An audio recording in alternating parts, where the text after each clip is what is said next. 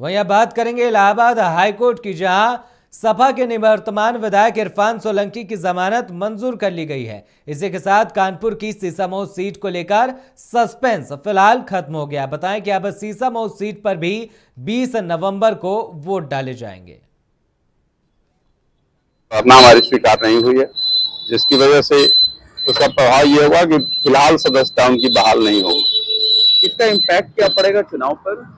चुनाव जो चल रहा है वो तो अभी चलेगा जब तक कि सर्वोच्च न्यायालय या किसी अन्य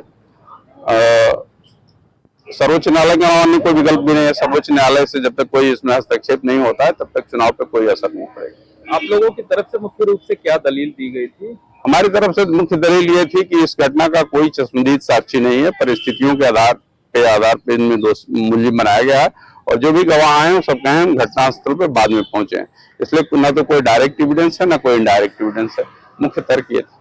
अच्छा, इस मामले में उत्तर प्रदेश सरकार की भी एक अपील दाखिल है, उसमें क्या हुआ? उत्तर प्रदेश की सरकार की जो अपील थी उस पर अभी कोई सुनवाई नहीं हुई है, उसकी सुनवाई बाद में होगी।